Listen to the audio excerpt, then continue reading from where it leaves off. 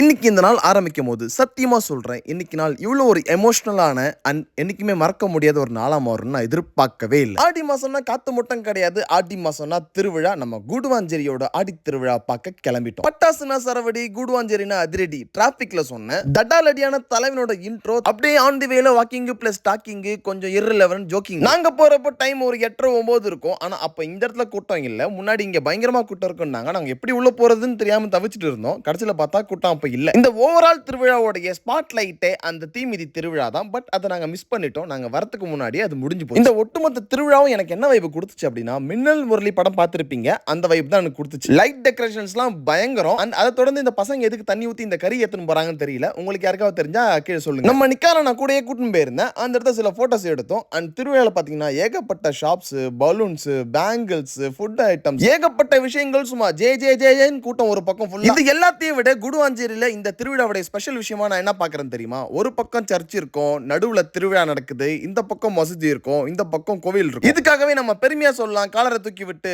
Proud குடுவாஞ்சேரியன். அதுக்குன்னு யாராவது வெஜிடேரியனா நான் வெஜிடேரியன் கேட்டா குடுவாஞ்சேரியன் சொல்லாதீங்க, அதுக்கு யாரும் பொறுப்பேற்க மாட்டாங்க. ரொம்ப நாளைக்கு அப்புறம் ஒரு நல்ல திருவிழால கலந்துகிட்ட ஒரு திருப்தி. எங்க பார்த்தாலும் ஷாப்ஸ், எங்க பார்த்தாலும் மக்கள். இது எல்லாத்தையும் பார்க்கும்போது சின்ன வயசுல நான் விளையாண்ட ஞாபகம் வந்தது. இப்பயும் விட்டா விளையாடுவேன், ஆனா சைஸ் பார்த்தாது ஏத்த மாட்டாங்க. சில விஷயங்கள் நம்ம லைஃப்ல மறக்கவே முடியாது. அந்த மாதிரி ஒரு விஷயம் நடந்தது எனக்கு. நம்ம தலைவனையும் பசங்களையும் போட்டோ எடுத்துட்டு இருக்கும்போது திருவிழாக்கு வந்தவங்க அவங்களையும் போட்டோ எடுக்க முடியுமான்னு கேட்டாங்க. நம்ம எடுத்து கொடுத்தோம். நான் கேமரா ஹோல்ட் பண்ணும்போது என் மனசுக்குள்ள ஒரு விஷயம் ஸ்ட்ரைக் ஆச்சு. ஒரு மனுஷனை ஜோக் சொல்லியோ இல்ல ஏதோ ஒரு விஷயம் அவங்கள சந்தோஷப்படுத்த முடியுமா நம்மளால கேரண்டியா சொல்ல முடியாது. ஆனா ஒரு கேமரா அவங்க முகத்துல ஒரு அழகான புன்னகையை உண்டாக்குது. இந்த திருவிழா எனக்கு உணர்த்தின விஷயம், சிரிப்பு ஒன்ன தவிர இந்த உலகத்துல அன்லிமிட்டடான விஷயம் எதுவுமே இல்லை. இவங்க போட்டோ பார்த்துட்டு இல்ல இது நல்லா இல்ல டெலீட் பண்ண சொன்னாங்க. ஒரு நாள் இந்த போட்டோவே உங்களுடைய ஃபேவரட் போட்டோவா கூட இருக்கலாம்னு நான் சொன்னேன். தாராளமா சிரிங்க.